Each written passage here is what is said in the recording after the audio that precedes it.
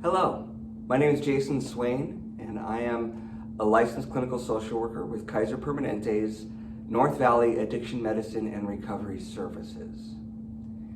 Today, we're going to talk about the concept of recovery, the process of recovery, the hallmarks of recovery, and ultimately the hope that recovery can bring to an individual.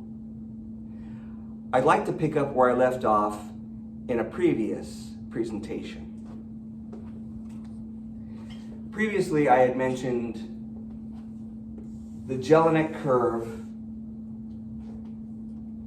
in addiction and the idea that a person with a problem with substances starts here and they go into a process of pleasure and enjoyment with very little consequences to their using or drinking, to all of a sudden experiencing some consequences that co-occur with the fun that a person believes they are experiencing. However, ultimately, a person in recovery, take two.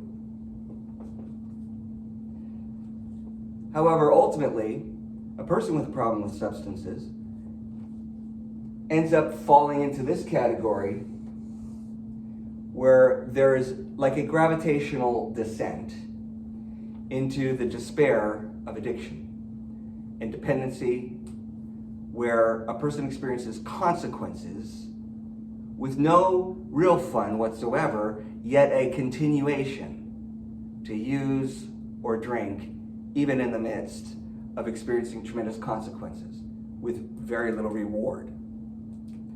So today, we want to turn our focus to the stages of recovery, the process of recovery itself, without necessarily accentuating any particular recovery program over another.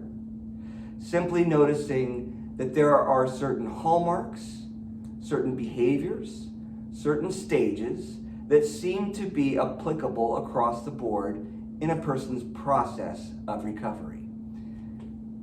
So let's continue this journey out of the mess that a person has found themselves into.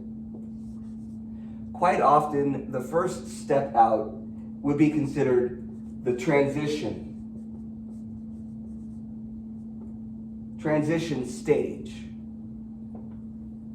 by which a person is giving up the need to control alcohol or drugs, and that this stage actually ends when we accept that we're not capable of control.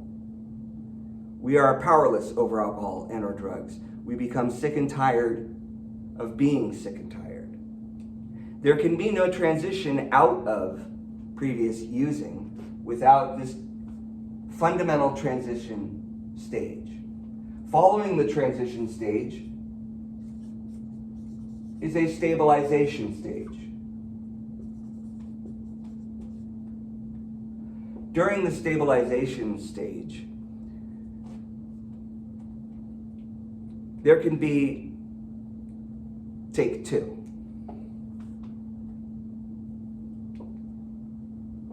During stabilization, quite often, a person can be recuperating from the damage that is caused by addictive use.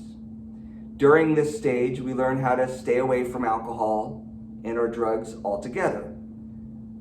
Primarily one day at a time being the ultimate focus, not to swear off entirely for good, simply to achieve another day without using or drinking. People can sometimes experience acute or post-acute withdrawal during this period.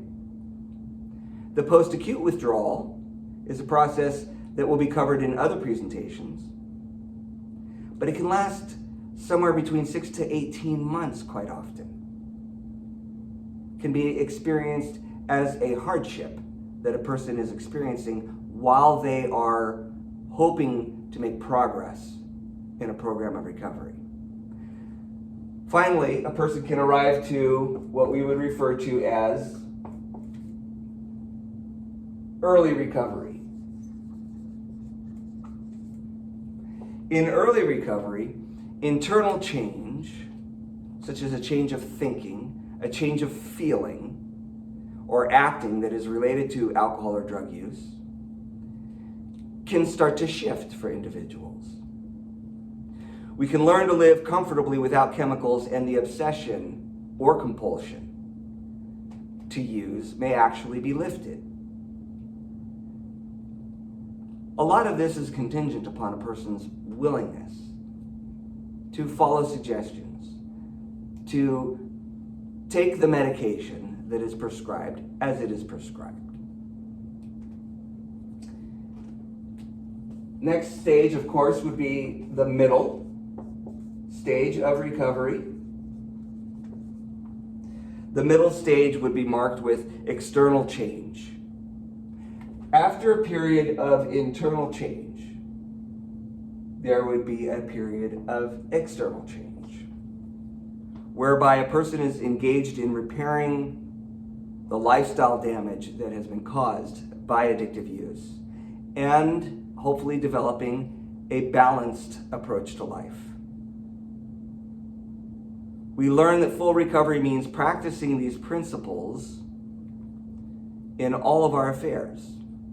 In fact, it is usually protecting a particular affair of ours from program principles that usually can result in a person's downfall. They might be adhering to principles 98% of the time, but there might be that 2% where they just don't want or believe that the program of recovery would help them.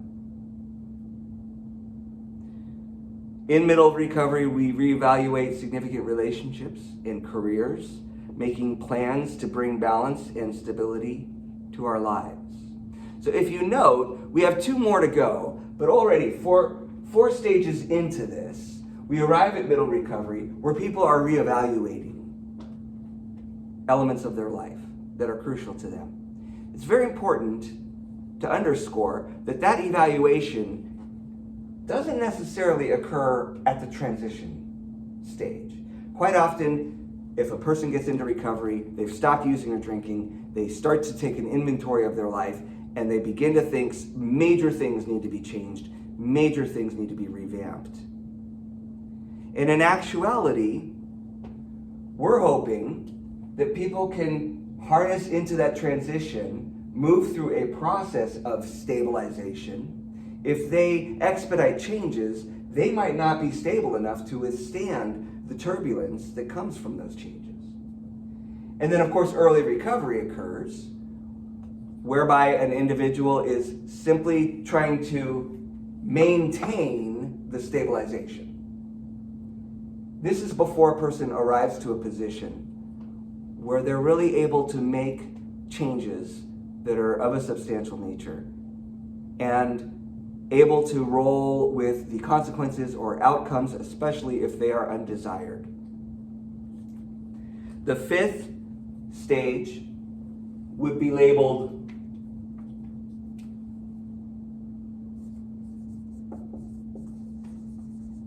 late recovery.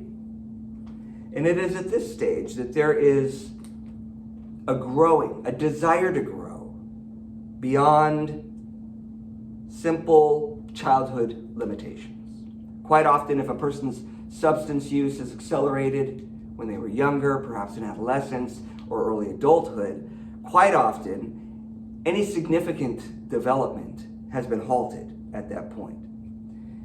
When many people come into recovery, they experience an exuberance, they feel like the world is a new place for them, and they have what has been referred to as a childlike awe. And that's a wonderful experience and something worth maintaining. But many individuals have a desire to grow beyond any kind of childhood limitations. They learn how to recover from unresolved pain and guilt that has been carried since childhood.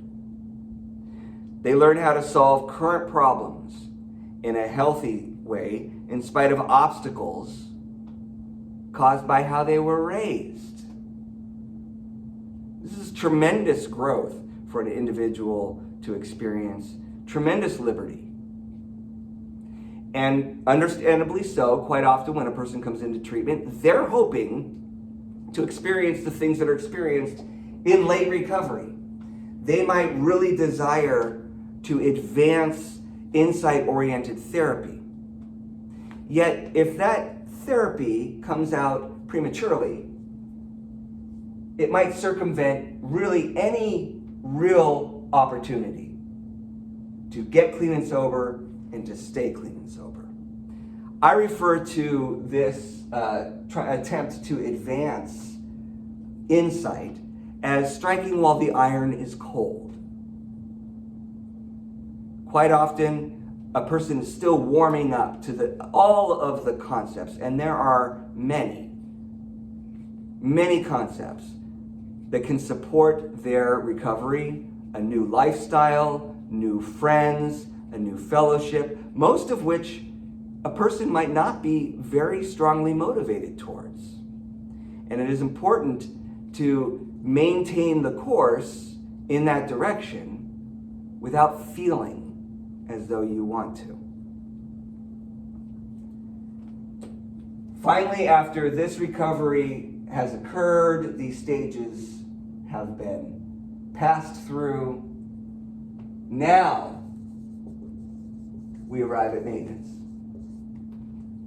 And it is at this maintenance stage that balanced living and continued growth and development simply become natural. In fact, it becomes unnatural to a person with an active and effective program of recovery to start to lose balance, to start to retreat to ways of thinking, not even behaving, ways of thinking that predates the work that they have done on themselves. We learn at this juncture that our disease is called alcoholism and not alcoholism. It is not something that occurred sometime in the past, is not occurring presently, or will not occur in the future. In reality, this illness, this dis-ease with the world is churning inside the average person with chemical dependency issues.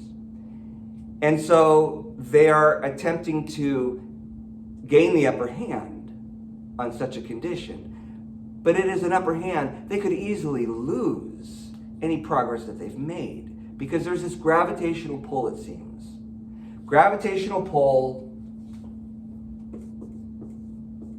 back down into that pit.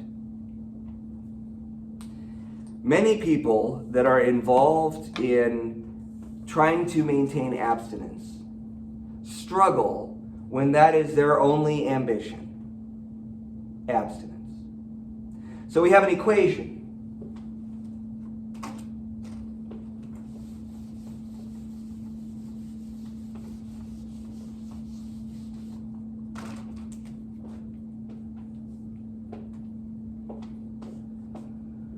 Recovery equals abstinence plus change.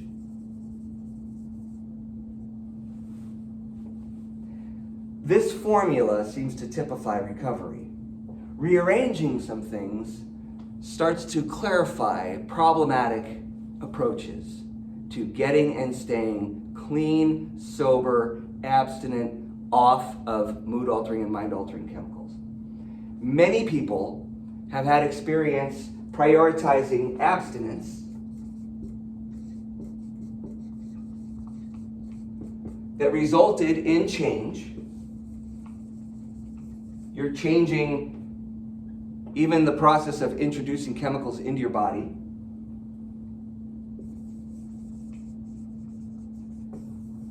But there was no recovery involved. Many people have tried to focus on abstinence and have lost their gains as a result of having abstinence be the priority and not recovery. Just because abstinence is a priority by no means indicates that recovery is a priority. Additionally, and many people have experience with this, I simply need to change many things in my life, but I just need to change those things.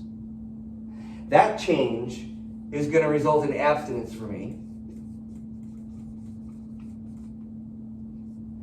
But I don't need to be in recovery.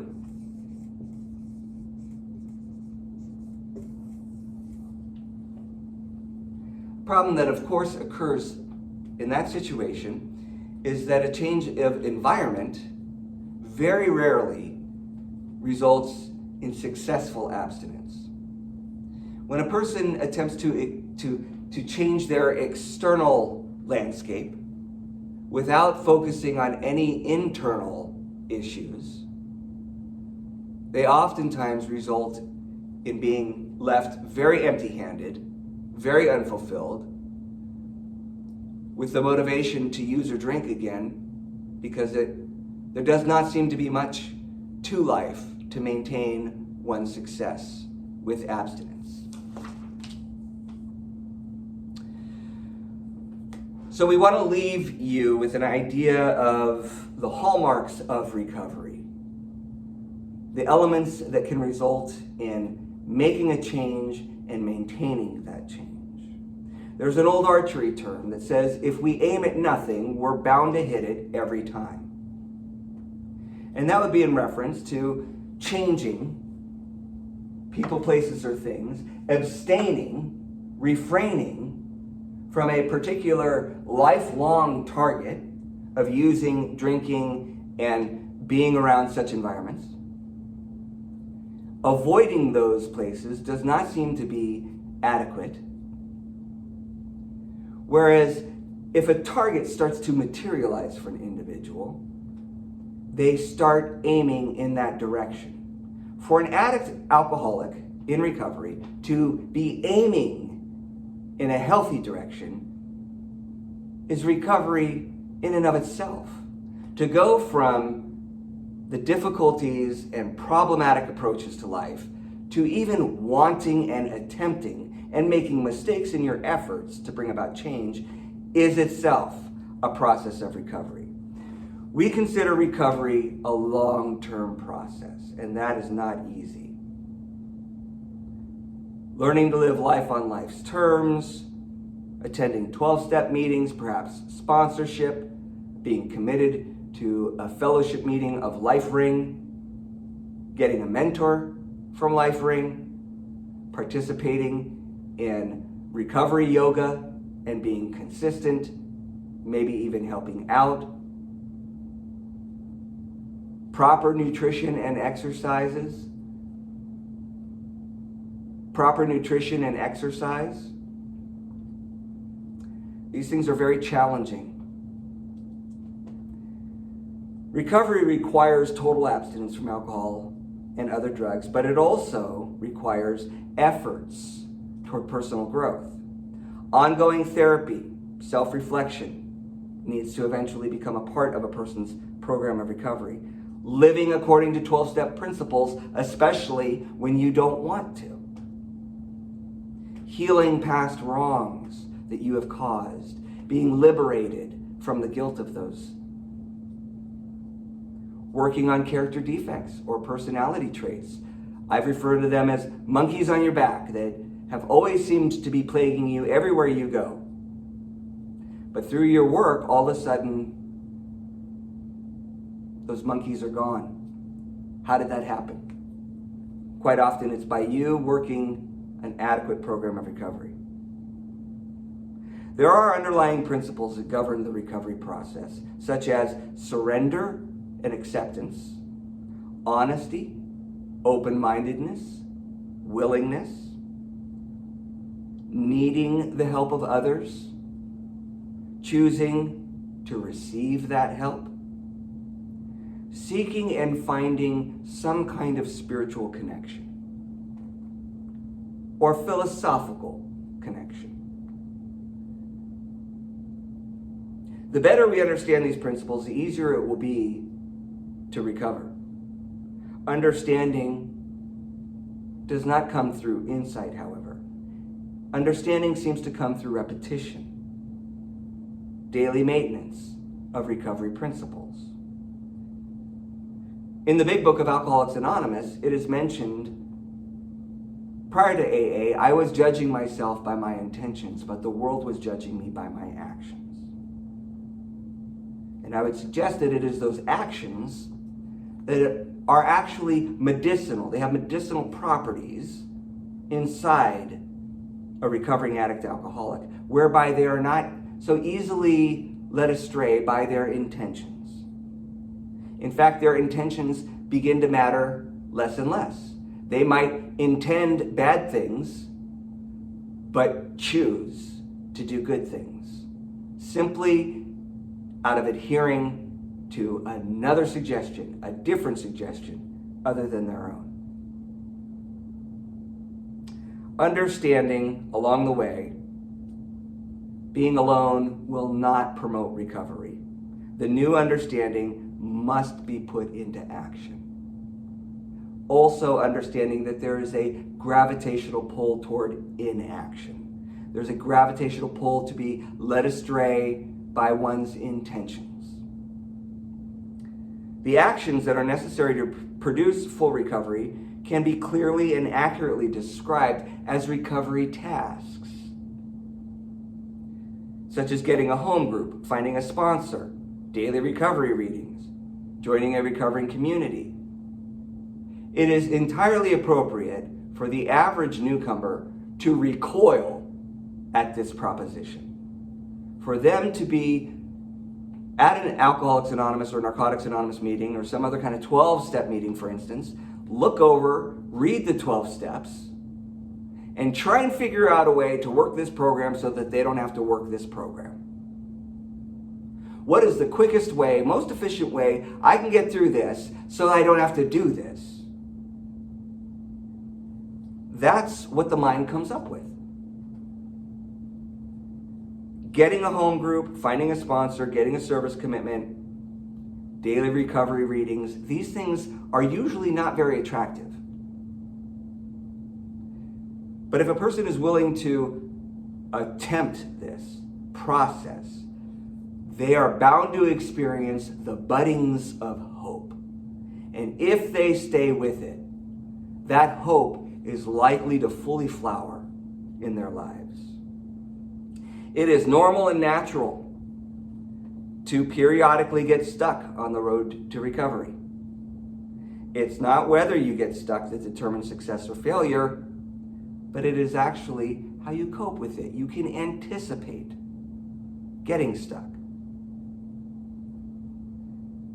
So pausing when agitated or doubtful, having things in place for the likely occurrence of when you are uninspired or unmotivated, such as having a sponsor available to you, other recovery friends, finding additional meetings simply because you need them.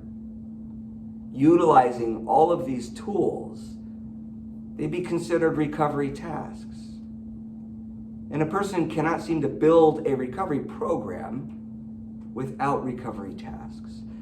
Recovery intentions seem to be very quickly fleeting the average addict alcoholic in their desire to bring about successful abstinence from substances. And with that, we'd like to thank you for your attention today. And we welcome any contact, any way in which we can possibly help with your struggle or your family member's struggle. You can always feel free to contact us at Kaiser Permanente, North Valley, Addiction Medicine and Recovery Services. Thank you.